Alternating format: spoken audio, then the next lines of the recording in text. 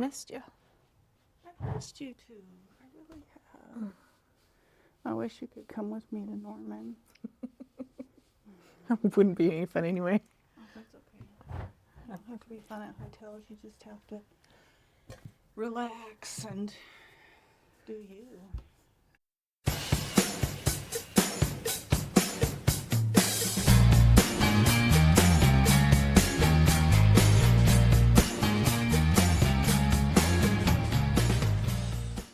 Hey, I'm Sunny, I'm Ratchet. and we're talking to you today about internet rabbit holes. Yeah, so if you've ever been surfing the internet or whatever, do people say that these days? They do now. They do. Well, they used to also. I'm bringing it back. If you ever been surfing the internet, and no, it's great now because if you have a question, you can just hop onto Google and find out any answer you want. It's amazing. Yeah. Yeah, it's been, now that they've entered in the AI, I love that. Yeah. It's like talking to somebody. Yeah, it's actually even a lot easier because they now consolidate the information. So, yeah, it's like even one less step. Well, for my rabbit hole, so I get this daily email. I've subscribed to 1440, and it's just kind of like getting a newspaper in your email inbox every day. And it was actually, so I was reading an article about the assassination of Charlie Kirk. And when I was reading about the way that they found the shooter, they talked about incriminating text messages and meme culture. I was like, meme culture? What is that? That's a rabbit hole. Yes, it's a rabbit hole. I learned a lot. I've learned what a meme is, where the term comes from, like that it started way before the internet. So, Oh, really? yeah. So buckle up, Buttercup. All right, let's get into it. I love it. Whatever. Okay, so meme culture, when I looked it up, said it's the phenomenon of memes, which are humorous images, videos, or texts that spread rapidly online. But then the question is, what actually is a meme? Where did that word come about? I almost said bird. Where did that bird come about? Anyway. Bird's the word.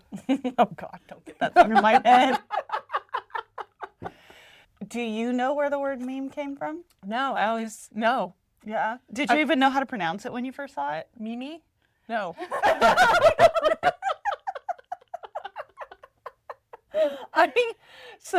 Yeah, there were several people that thought it was Mimi, and mostly older people that got laughed at. I'm old. So meme makes sense phonetically, but for some reason I thought at first it was mem. I don't know why I thought that. It wouldn't make sense. But anyway, so the word meme actually comes from somebody that my sister did a lot of reading about, or read a lot of his books actually. Richard Dawkins, he was an evolutionary biologist, and he had a book called The Selfish Gene, and it was published in 1976. What? Yes, this is where the term meme starts. Oh, my. Yeah. So meme, in his book, what he says is a meme is a unit of human culture that transmits in the same way that a gene would. Because culture evolves and changes with the people, right? Yes. So he wanted something that was sounded selfish, because he feels like that's what it is, because the meme culture is a look at me kind of a thing. But it's just like this humorous culture that develops as and evolves as humans develop and evolve. So meme, gene, that's where it comes from. Meme, like me. Yeah, It's amazing. Yes, like it's a meme. There's actually a term called memetics, which is, Memetics? yes, the study of memes, versus genetics, the study of genes. How do you study memes? This is what I'm saying. It's like modern anthropology, maybe, because it's the study of the development of culture. Okay. Over time. Sorry. So, see, this is, all because I read something about someone being convicted on meme culture. Or not convicted, accused. Anyway, so a meme is a unit of information, and just like a gene, a meme is self-replicating, meaning this is a unit of culture that spreads and is repeated and evolves and changes, right? Like if you think of, okay, you know that meme where that guy's with that girl, he's looking back, and then there's the girl that's like, oh. Yeah. And like people will label it Differently. differently. Yeah. So they take that same picture and they evolve it, and it will relate maybe to current events or current experiences or anything like that. So that's kind of like the evolution of a meme. Interesting. Yeah. Just like genes, they are self-replicating and they're subject to selective evolution. I swear I can say this. Through environmental forces. Subject to selective evolution through environmental forces. What that means is if you've ever looked at the Darwinian studies on the Galapagos Islands, like the bird beaks and stuff, and how their bird beaks evolved, it's a selective evolution because Different areas. yeah. And like, so whatever beak formation is best for their food source, like if it's better to have a short, fat beak, then those are the birds that often survive more and reproduce more. And so you get a shortening and a widening of the beak and stuff like that.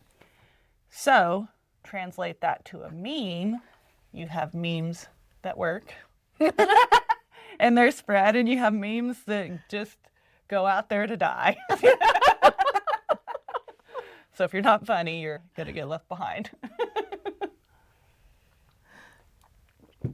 All right. Meme. So let me ask you a question. You Yes. could tell me you're going to get into this later. No. What is the difference between a meme and a GIF then? So there really isn't. And I do think maybe I'll have notes on it later. Actually, I don't think I took notes on it, but I did read about that. So, and I thought those were called GIFs, and now I don't know. A GIF or a GIF? GIF or GIF? What is I don't it? know.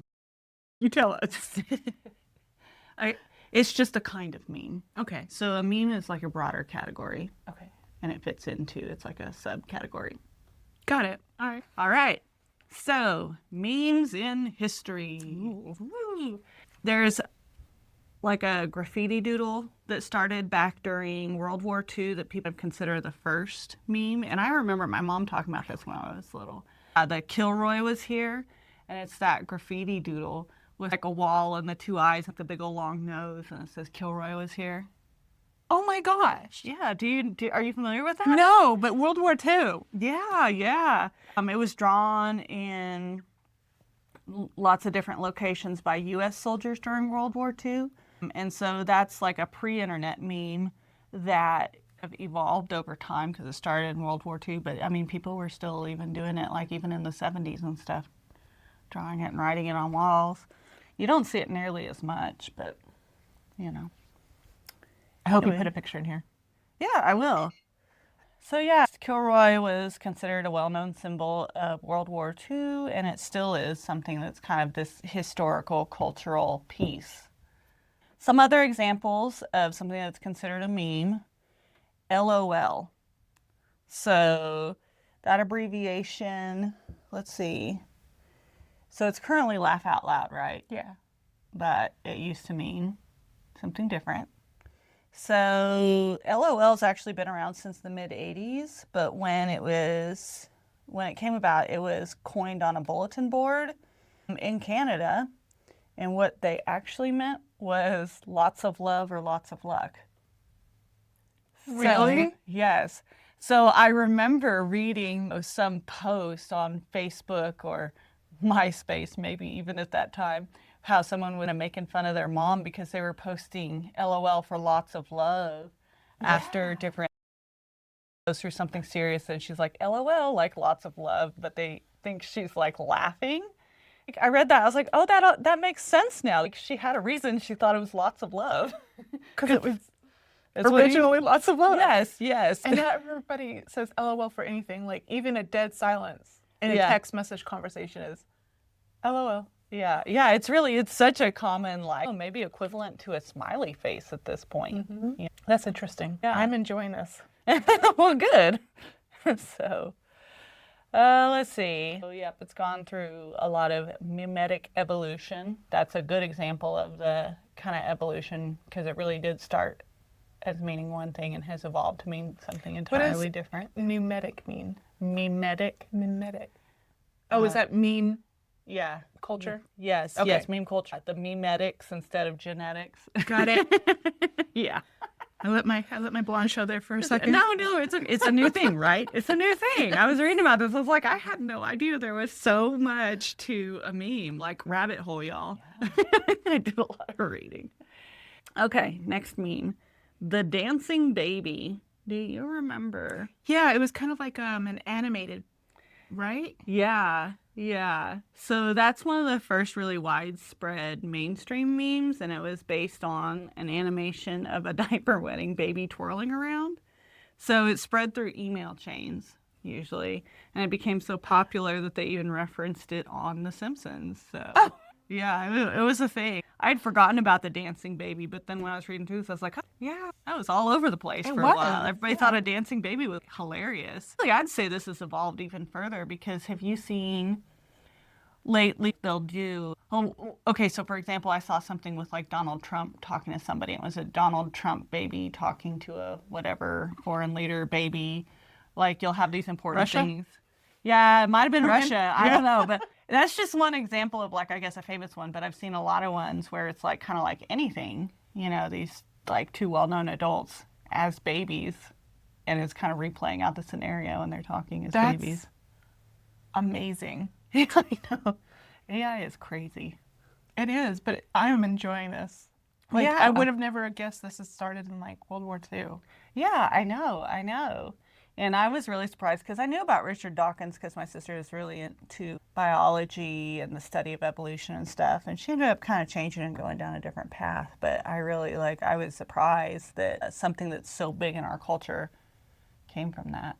But yeah, it makes sense. The more you know. The more you know. All right, last page. So, the modern idea of a meme.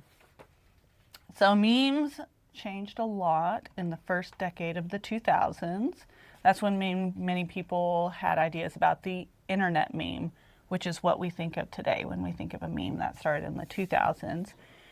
So, by 2010, memes had become one of the most popular forms of comedy and communication on the internet. And let's see, so then the latter half of the 2010s, then the memes really became, it says they became more absurd, relying on shock value, along with nonsensical imagery and elements of humor, which I feel like, so have you heard the term brain rot? Yeah. I feel like brain rot is kind of born of this. It's like stuff You that think? makes no sense. Yeah. Okay. This idea of making something so funny and hilarious because there is no explanation for it. Like 6'7". Have you heard that?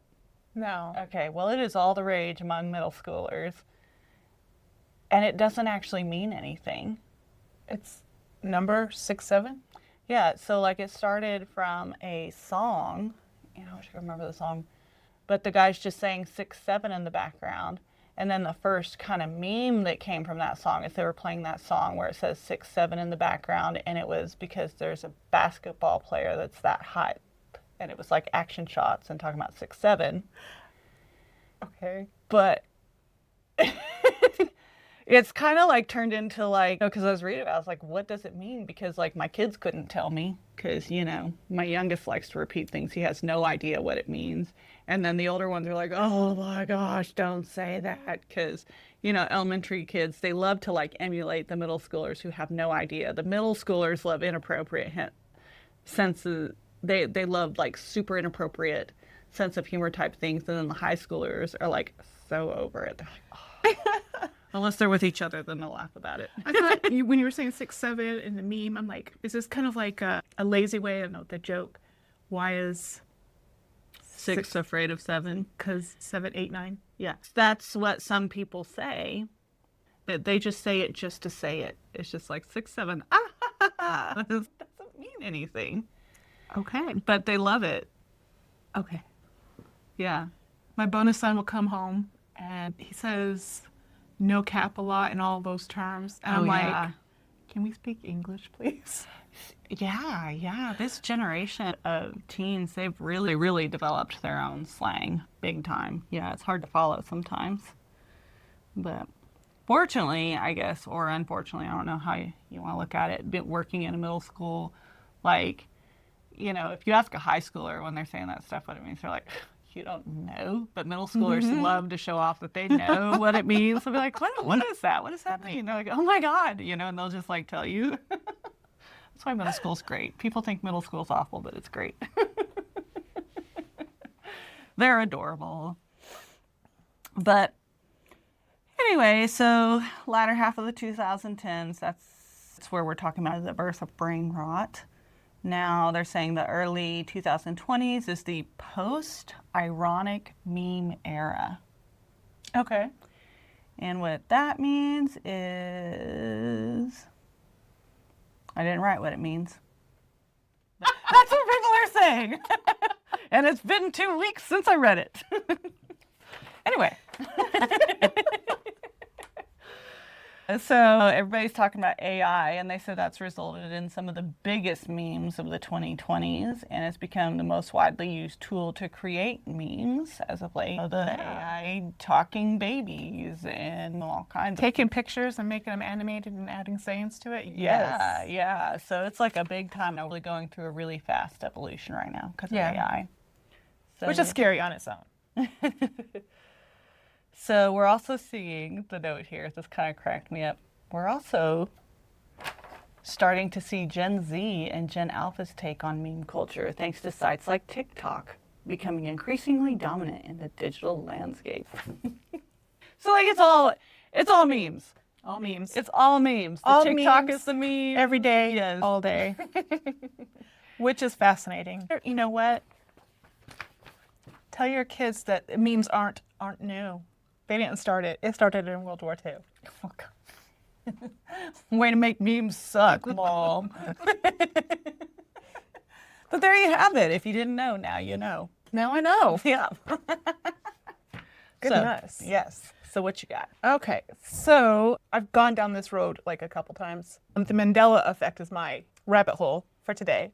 And the Mandela Effect is a collective false memory shared by many people, and it is named after the phenomenon where, okay, let me ask you this. Okay. Were you ever taught that Nelson Mandela died in prison? So I know a lot of people think that, but I actually did know that he was president, but Okay. I know a lot of people. Me. Yeah. And you're not the only one. But yeah, you're about to get to that. Yeah. Okay, so yes, I remember because I was a late bloomer in education. It took me a while to start reading and all that other stuff. That's only So- because education failed you. It did. However, it was after I had read my very first book, and I was so proud of myself, and it was about Jackie Kennedy. I was seriously proud of myself. And I'm sitting there and in class, I have my book. It's pink. It has Jackie Kennedy. I can tell you what this cover looks like. And we're sitting there and we're talking, and she's telling us about Mandela. So I'm assuming it's like social studies or something like that, and about how he died in prison. And then later on in life, when I hear that he died after becoming president, I was like, wait, what? So the Mandela Effect is based on this false memory that me and a bunch of other people have, that he died in prison as a political prisoner, but he didn't. He was actually released, and he became president of South Africa. And he died in 2013, which is a long way prior, and I thought he had died in the 90s or 80s. So the cognitive explanation for this that science is saying is that the Mandela Effect is attributed to cognitive function called false memory, where memories distorted or error occurs, making incorrect memory seem real or valid to people.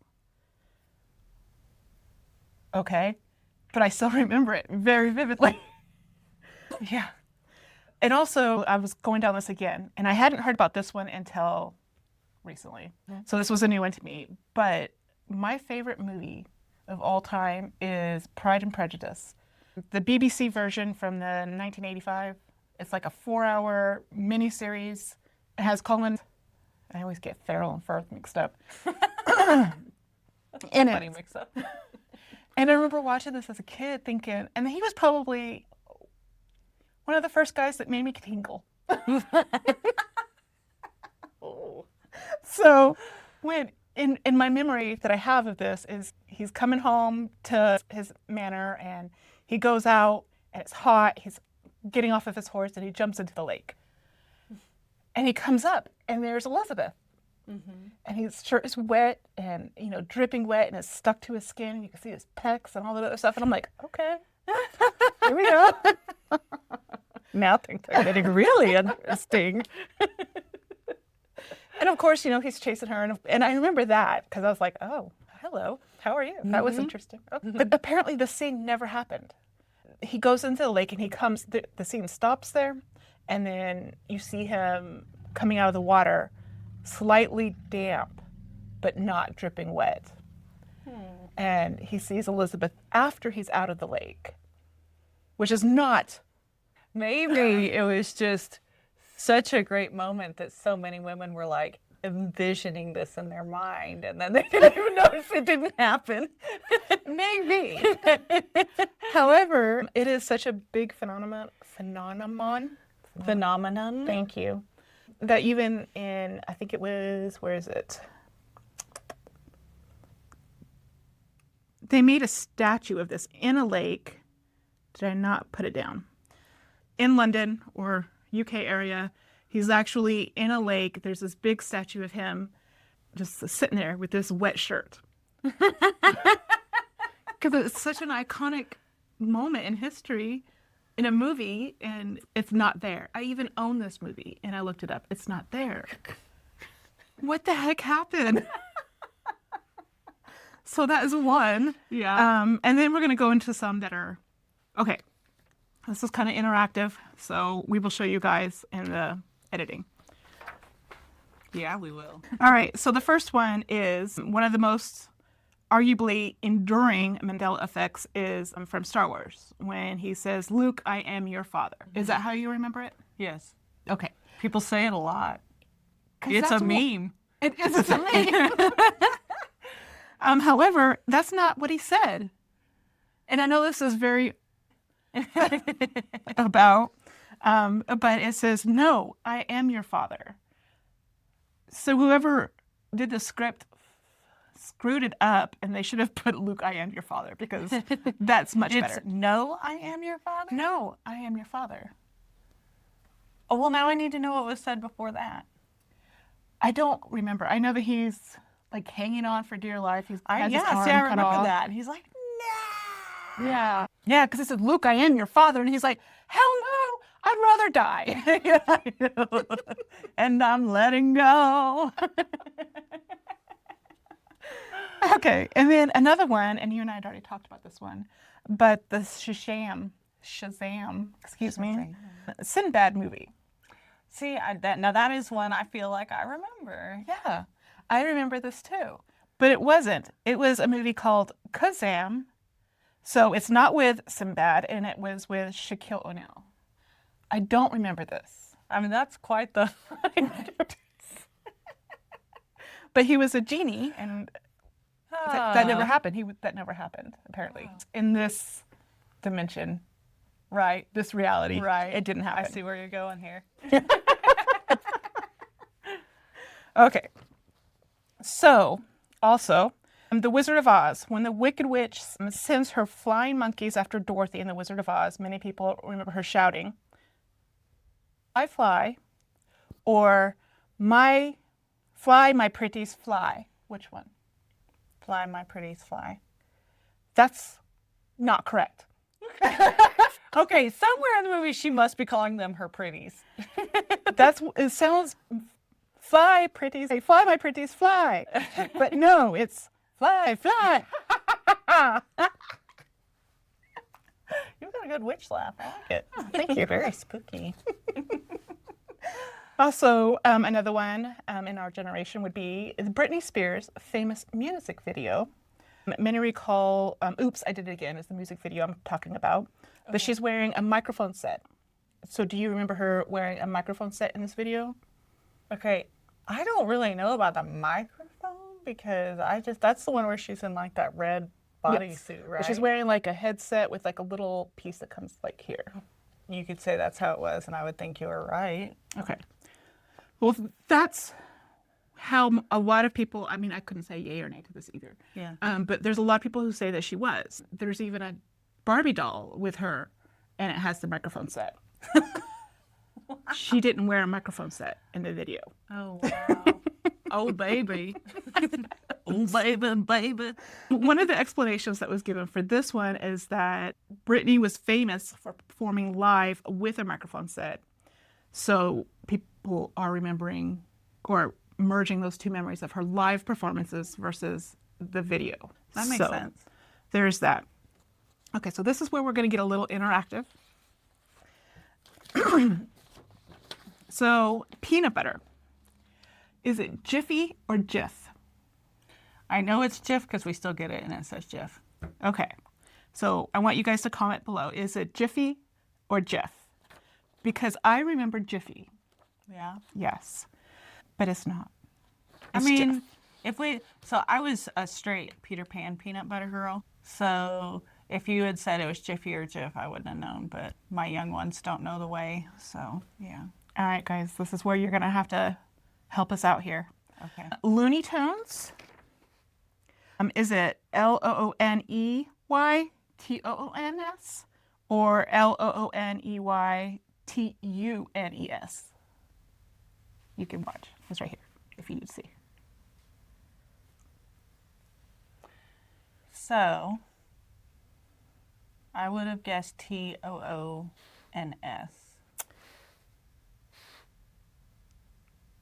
Like cartoon. Looney Tunes, cartoons. I can't remember now and I didn't mark it. Oh, well, hey. Hey, I can help. I'm gonna Google. It is Tunes, like as in the music. Okay. Not tunes as in cartoons. All right. There you got it. I was According inept to here. Google today. All right. And then is it Berenstein Bears or Berenstein Bears? I thought it was Berenstain Bears. Stain or Steen? Berenstain Bears. Okay. It is the Berenstein Bears. Okay. That's weird. Because I definitely had some Berenstain Bear books when I was a kid. If you go down this rabbit hole, there are so many videos on this Mandela Effect. People have so many evidence, like people have books with that, and it's not supposed to be there. It's so weird. It's crazy. Yeah, no, I mean, it's a really interesting phenomenon, for sure. Okay, so did Curious George have a tell or no tell? And if you need to look, it's right here. Oh, no, I used to watch Curious George with Henry all the time. I mean, I remember him swinging through the trees, which would make you think that he has a tail. But I'm also imagining the movie when he's all sad because the man in the yellow hat leaves. Or no, it's the animals that leave. Oh, that was such a sad scene. And he just has a little monkey boo-hiney, no tail. That's correct. He didn't have a tell, but I remember him with a tell. Or maybe it's just the fact that he's a monkey, and that's why people are like, he flipping had a tell because he's a fucking monkey. Excuse me. I don't know why I'm trying to say excuse me now. That's weird. I apologize. Just say it. I don't know what's wrong with me today. Like usually I also I know. Like I think sometimes when we haven't been around each other, you start like watching your language, which is like so weird. Like I remember I was recovering from surgery and you were afraid to cuss around me, and I was like, "What?" Like, I'm not allergic to cuss words. I don't know. I'm crazy. It's funny. It's a wild phenomenon. And then is it Sex in the City or Sex and the City? So that one, I know One Way was what I thought it was for a long time. And then I found out it was the other, and it was like, oh, because that's the title of her article. So I want to say I believed for the longest time it was Sex in the City, but that it's actually Sex and the City. Correct. It is Sex and the City. I remember it being Sex in the City. Obviously, so do a lot of other people. However, again, if you watch these videos, if you go down this rabbit hole, there are people who have merchandise that say Sex in the City. Mm-hmm. So in some world, in some dimension, however you want to think about it, it was Sex in the City. The Monopoly Man. Monocle or no monocle? I think we talked about this one because it seems like he would have a monocle. Like, why wouldn't he? Like, even in Ace Ventura, there's that guy and he has a monocle, right? And Ace Ventura is making fun of him by, like, he has him unconscious and he's like shaking him, making him say, like, do not pass go, do not collect $200. And it's a guy with monocle, right? Yeah. Yeah. He never had a monocle. That's crazy. It is. Yeah. There's no reason for that. Why would they do that? Well, one of the explanations they gave for this one was because the perception or idea of a rich older man should look like a cane, top hat, and a monocle. Like Okay. Mr. Peanut. Like Mr. Peanut. Okay. He has a monocle, right? I'm not even sure anymore. Okay, Kit Kat with a dash or without a dash? I don't even know. I can't even read anymore. I'm sorry, guys. That's My 'cause site that's so is tiny. crap.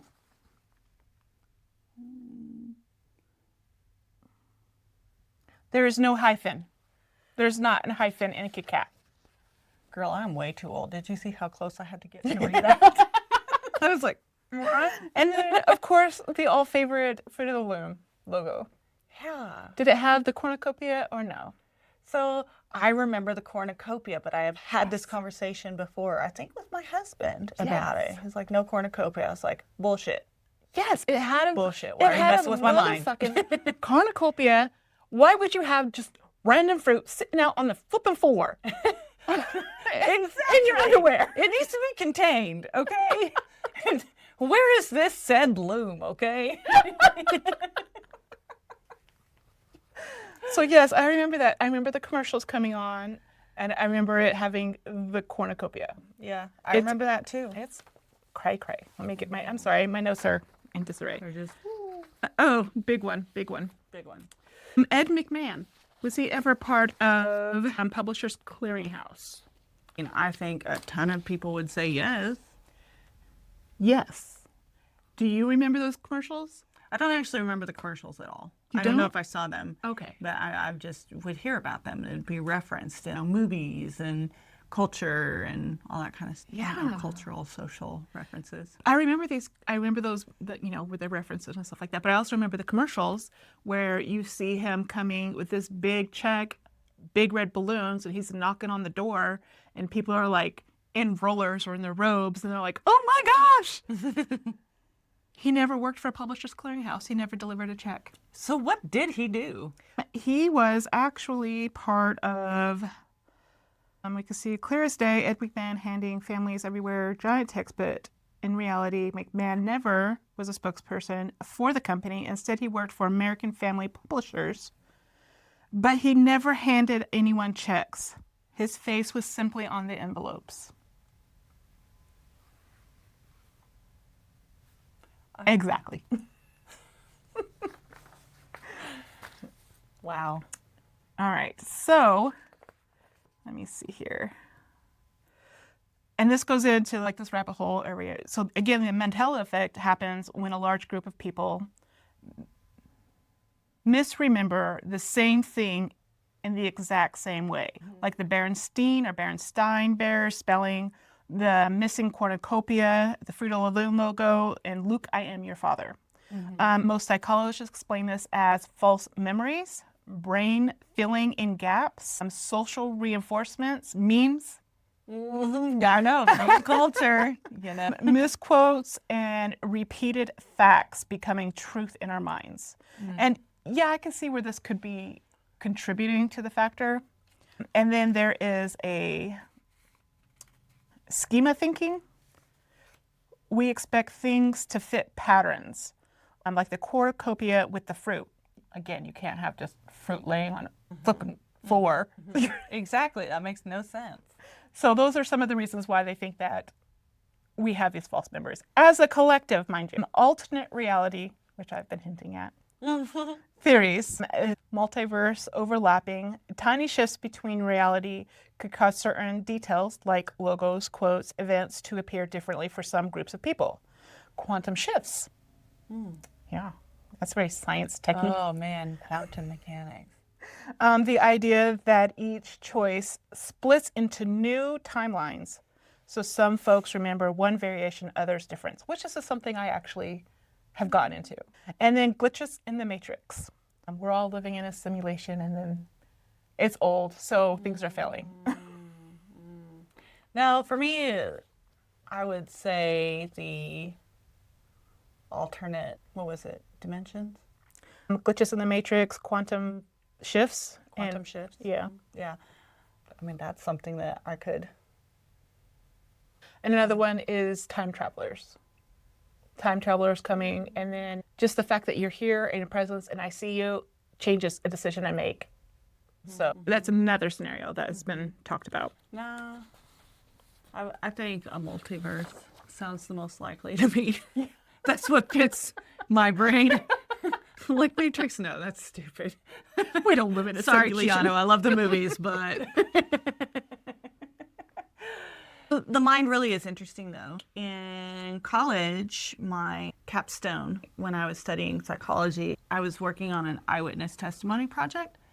And it is really interesting how people think eyewitness testimony is super reliable, when in fact it's really, really not. People have remembered things where DNA and stuff has later exonerated the person, and it's like the person that actually is guilty looks nothing like the person that they remember doing it.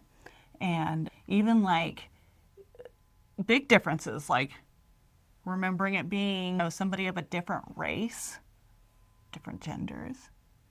Yeah, like eyewitness testimony is not actually very reliable. I've heard that said. I've never really looked into it, so that's really interesting. What is that like? I know this is kind of off topic, but what about hypnosis then? Because like they're literally forcing you to remember things. So what if they're not true either then? That's a good question. I don't know what to say on the research on that. I can tell you that personally, my experience has been, as a child, I kept a pretty big secret because my sister believed it never happened, but then under hypnosis, she actually did remember the memory that she was too young to really remember. And so I have experienced where hypnosis brought about a truth that people didn't necessarily want to believe. And it brought to light things that I did know. I wasn't there when my sister said them. I remember my mother calling me and being very upset. And she said, "Did you know?" And I don't know, like I could tell by the tone in her voice, because she had talked about my sister being under hypnosis and said these things. And she said, "Did you know?" And I think that's about as far as she got, and I just Said it. yeah. So just in my personal experience. Oh my God, I can't even imagine that. Like the fact that you guys were dealing with that and kept that secret, but as a mother, finding out about it Yeah, as your children are adults. Yes. Yeah. Yeah, that's why when I talk to students that are voicing it in middle school, I have to tell them, you are so courageous. I'm proud of you for speaking out now, because they are incredibly courageous. So, yeah. So that took a turn. But anyways, hypnosis, my belief, I know that I actually didn't think a person could be hypnotized. And then in one of my psychology classes, there was a auditorium of like 200 people, and the person that was talking about it, the psychologist that was talking about it, talked about different levels of susceptibility, and some people will be very susceptible and some people won't and stuff. And she talked about the different levels, and then she did, like, knowing that she was about to do a hypnosis, knowing that I did not believe in it, she was sitting there doing the thing, and at one point she said, "There's a fly flying around, you swat at it." And I did it, and I was like, oh my God. It actually did work on me. It's like, I was not a believer until that point, you know? And I was like, it wasn't face to face like this. Like, I was maybe midway back in an auditorium that could see several hundred people. How many, do you know how many, was it just you or was there like multiple people that was like, Oh, yeah, there were a lot of people. No, she did say that there are some people who cannot hypnotize, but I don't know of anybody in there that it didn't work on. In fact, when we were leaving, there was a person I saw that went up to the front and came to her, because she did warn that if you can't get out of it, come see me. And there was one person that came up to her after that couldn't get out of the hypnosis. I don't know what she did to take care of that person, but yeah, up until that day, I'm medically thinking there's a fly around here all the time? Holy hell. I was like, yeah, no, but seriously, until it happened to me, because I'm such a skeptic, I did not believe in hypnosis at all. But I can tell you, it works. I've had one instance where I was with a therapist and we were trying to go back to remember some things. And I remember him telling me what to imagine and everything like that. But when I got there, it wasn't to the events that I was trying to remember. It was my brother who had passed away when he was 4. But that just brought everything right back to the surface. I remember things about him that I had forgotten. And it was very sad. Yeah. So I didn't see him again. Yeah, there's a lot to that as well. People that experience trauma and they lock things away in their brain. They may not like. I mean, there are things that have happened to me, and I remember the aftermath, but not the event. And I think somebody once was like, "Well, don't you want to explore that?" Because I had like bruises and stuff, and I was like, if my brain didn't want me to remember it, I don't think I want to unlock it. I'm good not knowing, because at this point in my life, I just know I escaped something. Well, that might sound crazy, but the brain will protect you from stuff and lock it away. So yeah, hypnosis can help you access the things that your brain made you forget out of a necessity for like survival. Yeah. Yeah, that was just Another rabbit hole. another rabbit hole. Yeah. Yeah. About false memories and Yeah. all that other stuff. And then because I watched a lot of paranormal YouTube, and one of them was talking about this kid and a poltergeist, and they were saying that it was the kid doing it, not necessarily on purpose, but because of the trauma this kid had gone through, it was coming out emotionally through this, which is just fascinating to me. Yeah. And on his own, which is another rabbit hole. I'm a things the firm mind can do. believer that